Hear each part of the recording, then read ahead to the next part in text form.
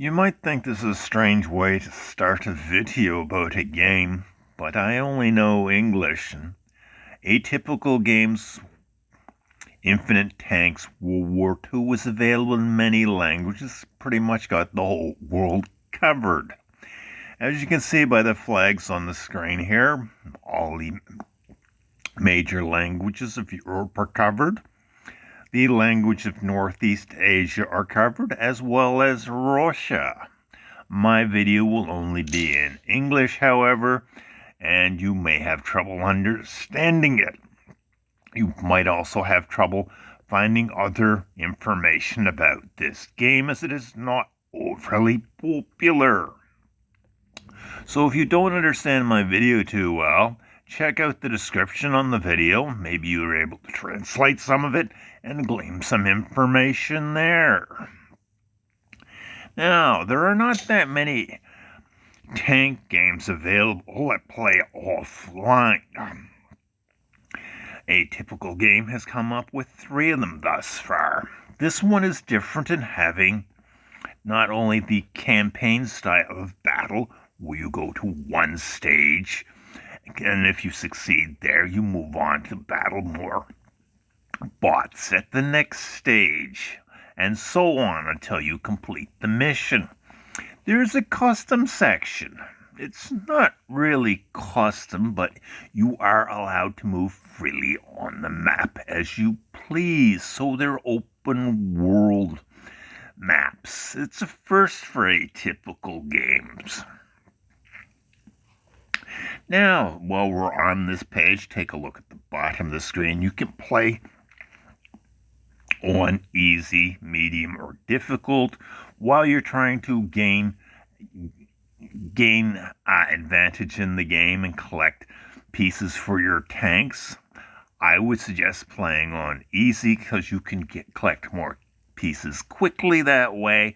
I am going to play on medium, which makes the bots a little more difficult to defeat and makes my tank a little bit weaker. Perhaps it will make the battles last a little longer because of the style of battle I'm going to play.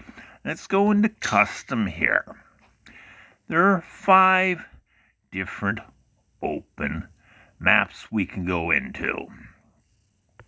And down below, there's the style of battle we can choose. There are 4 types of battle, and I have chose the last tank standing, which is the brighter color down the bottom there. There is also free roaming, which is an unlimited amount of time. All the other battles are limited to a maximum of 7 minutes, whether you're playing online or off.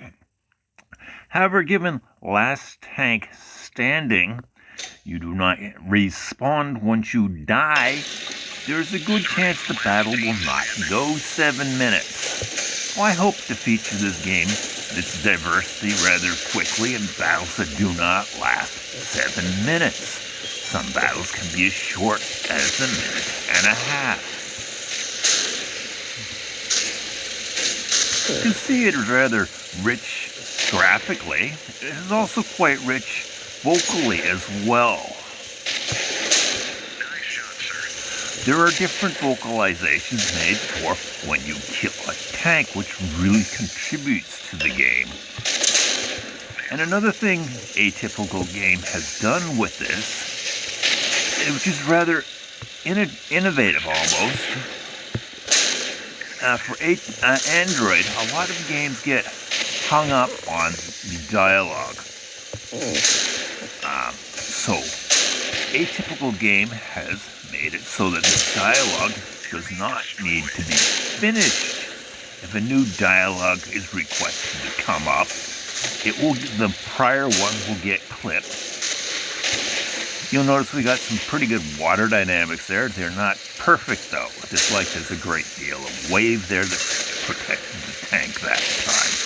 If your chassis is well buried in the water, you cannot take hits. Your chassis, they have to aim at your turret.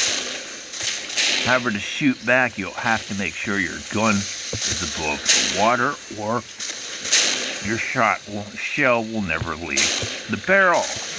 This is one of the most interesting battlefields in the game, I think, due to the river and the fact that on each side of the river there's a substantial hill. It's like the river's in a deep valley. This is the battlefield I got my longest distance shot in, of 620 meters. Most of the battles in this game are rather close in. I killed 5 tanks, and it doesn't make a lot of difference with regard to the total I get here in medals. You do get medals when you finish a match.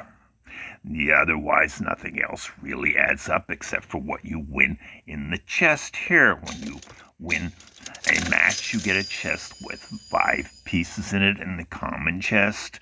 In the common chest, if you lose, you get 3 different things. You always get a tank piece out of a chest. When you complete a tank, that tank doesn't come up again, so you don't get any dud pieces that are no use to you. When you start out in the game, there is a trophy road to go into. It has various other bonuses every 1,000 medals you earn, up to 288,000 medals, which you will get to in about 100 hours worth of battle. Now, I'm going to go into France here. All these maps have their own unique characteristics. They're all quite different. France is a much larger map. However, as you can see from the 2 huts there, the red one and the sort of greenish one, they're not diagonally across the map, so when you're playing with bots, you're not using an awful lot of the battlefield. And you can see some of the environment is destructible.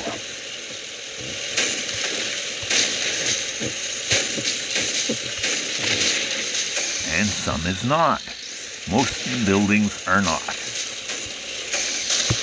Shoot at them and do a little bit of damage to them. You do not create an awful lot of damage in those buildings. There are some wooden structures that you can actually demolish. Tower here. And on some of the other maps, there are actually some garage-like buildings. We've also got different ammo. We've got one free type of ammo with an unlimited amount. It doesn't cost you anything. You notice the outline of the tank was a different color there.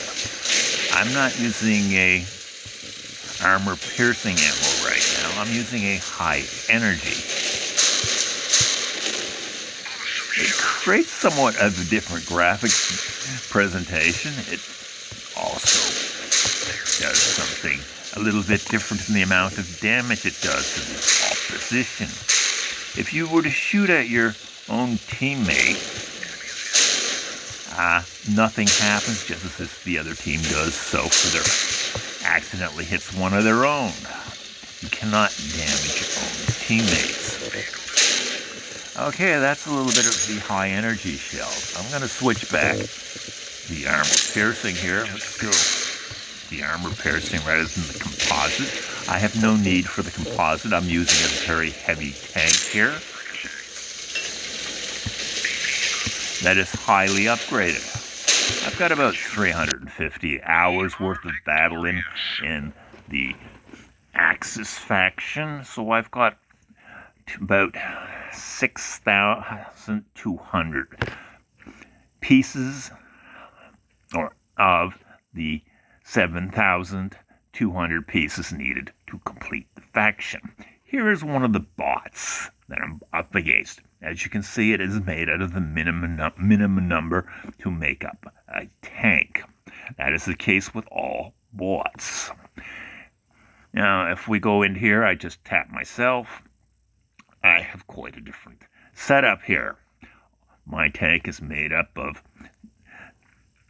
parts that add up to approximately 500 pieces to build my tank. They're also, unlike a bot which is built out of all consistent parts for a tank, mine are built from different parts to maximize the potential of my tank.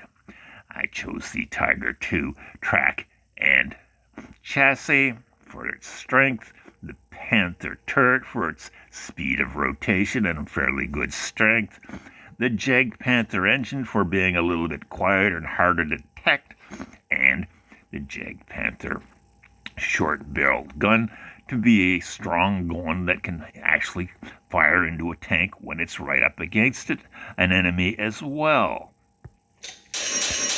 And as you can see here, as I mentioned, the end of the trophy road there, the only thing I'll ever win from now on will be common chess.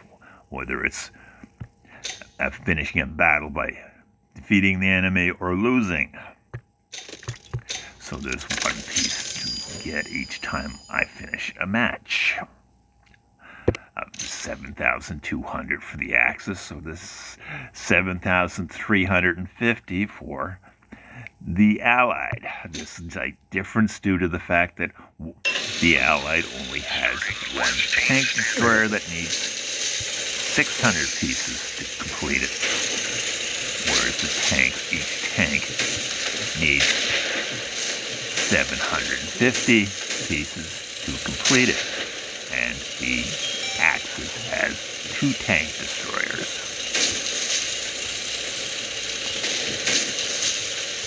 You'll notice this environment is quite different than any of the other ones we were at. It's much greener.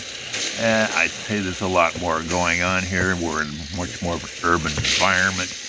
The instructability here, your lightweight stairs, you figured a tank would be able to destroy things like that. Just as you figured be able to destroy things like porches as well, but they didn't do that in the game. They made the whole building solid and one piece. Now, on our HUDs here, it is adjustable in the game, although some of the symbols on the HUD do not show up to be able to be adjustable. They're moved in relation to other parts that you slide around. So it can be a bit of a problem setting up the HUD you would like. And when that happens, you're best to reset the whole thing and start over and try to get something you want.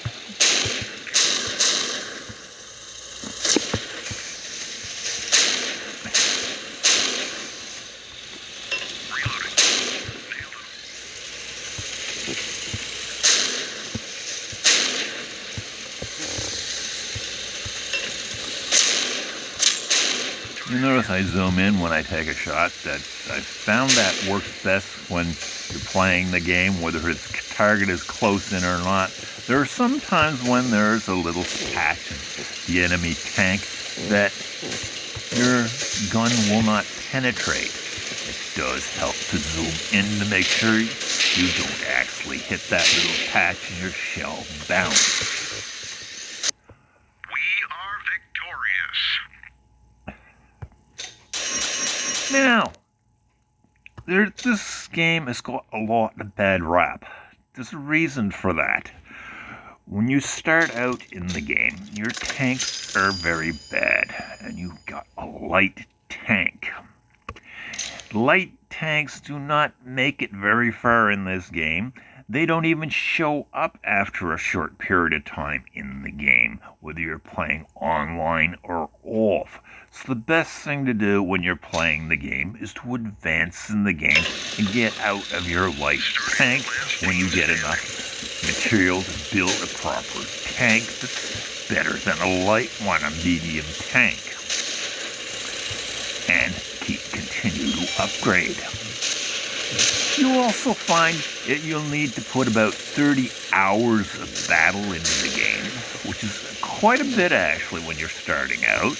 At least it certainly seems like it. Seems like it takes an awful long time to get a tank that's pretty good. And you're going to be somewhere around 60 to 100,000 metals by then. You'll notice I can actually aim at a tank that's quite a ways away here. See here. When you start out, you're not going to be able to do that. because your aim is going to be very grainy. It does improve as you advance in the game. As I said, I've put about 350 hours in. I would recommend putting at least 30 hours before you even come up with an opinion of this game. And it's about 100 hours you'll complete the trophy road.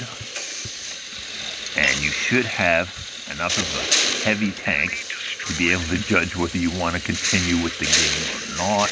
I think you probably will if you're interested at all in tank games.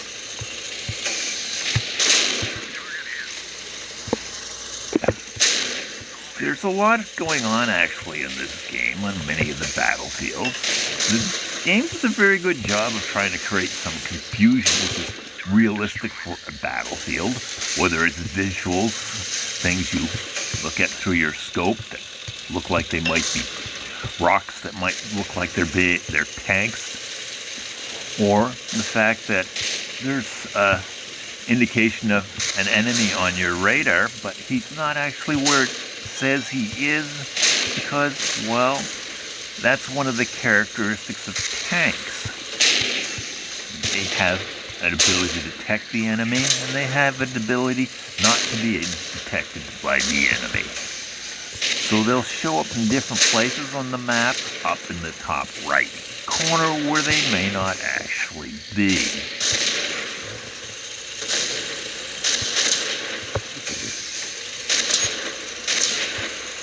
There's a lot of noise going on over here. I don't know,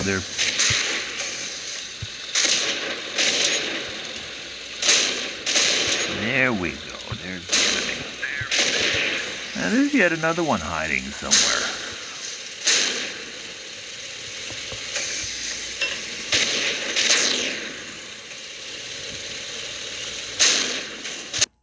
We are victorious. Fortunately, one of my teammates got to him. And excellent, it rotated from the screen there. It indicates the stats for the game. Or the match, I should say.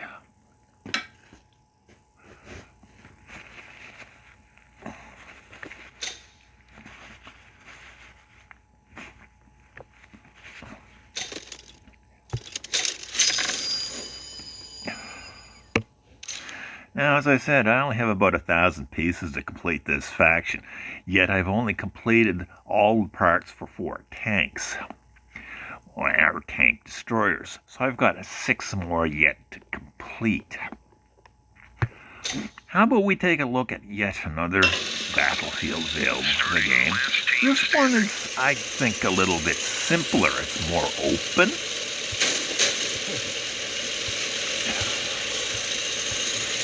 And we're off in the desert with the central village and a small bunch of outer buildings clustered around. Looks like I'm heading towards 2 of my teammates up this way. It's a good way, perhaps 3. It's a good way to survive in the game, to stick with your teammates when you're playing with the bots. You'll find the gameplay is much different depending on whether you're playing against bots or you're playing manage to get online and play the game. If you play online, I would suggest, if you've got a few other friends you can interested in this game, invite them to download it and advance in the game all together. Because if you were all to log in and play at the same time, there's a very good chance that you'll all be playing on the same battlefield.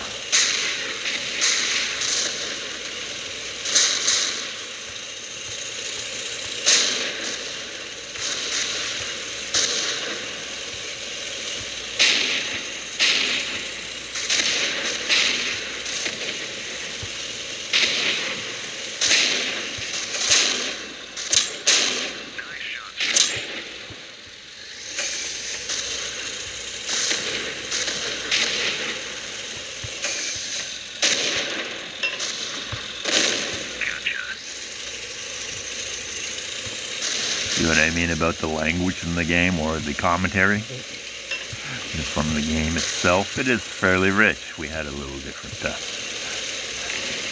kill commentary there. It does make for quite a bit of interest.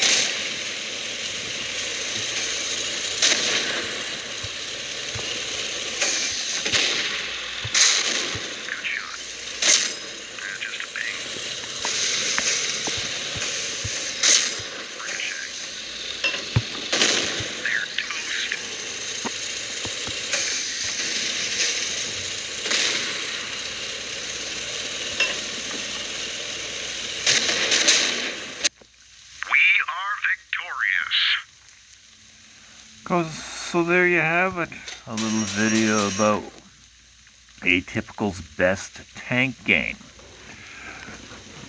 Infinite Tanks WW2, where you get to cobble together your own style of tank. It's usually best to go with a heavy tank to advance in the game. Put the settings too low, or play the game the difficulty to low, or easy, to get as many parts as you can while you advance into the game and build up your tank. When you get comfortable, you can decide to play around a little more with the game. You'll need to spend about 400 hours just to complete one faction of battle. So that's 400 to 800 hours of playing this game, which is pretty much in line with many other quality games to advance in them. It's not as much as some other offline tank games such as World of Steel Tank Force, which takes copious amounts of thousands and thousands of hours to advance in. It has, I think, get better gameplay than another one, Tanktastic, where you end up pretty much doing logistics and collecting crates or health packages on the battlefield rather than actually doing battle all the time. Now you notice, here's one of the problems with the game. The aiming I was mentioning, it does improve as you upgrade your tank, but it doesn't get extremely fantastic. It's still somewhat grainy, like you've got rusty bearings. There is another problem, this game is not all peachy. Yeah, I would not recommend it for a phone unless you're going to play it with a controller. You'll notice on the left side of the screen there's a jockey wheel or stars with a wheel, a circle moving around, which is my steering of my tank. Now, if I go to touch the top part of the screen instead of touching the bottom part of the left side of the screen, I change where I'm looking rather than where I'm driving, and that can be very confusing. So if you're using a phone, you've only got the lower part of the left side of the screen to drive with. You've got a small area, which will definitely contribute to this game not being perceived as very good. And that, along with when you start up the game, your tank is pretty much not very good. As I say, you need a minimum of 30 hours in the game to be able to tell what the game is truly like. So if you're interested in an offline tank game with the potential for online play, this is Atypical Games' best tank game. I think it's definitely worth the download, worth the price. You don't get any ads when you pay for it afterwards, and it doesn't cost you any data to hook up to, and you do not need to hook up at any time, it would appear, to actually refresh or continue with the license for the game. I don't know whether it keeps a track of your progress in the game, so when you log on to a different device, you could start from there or not. You'd have to check other videos or wherever else you can find information on this game. So I hope that helps you out. If you're interested in an offline tank game or Atypical's Infinite Tank WW2. Tanks.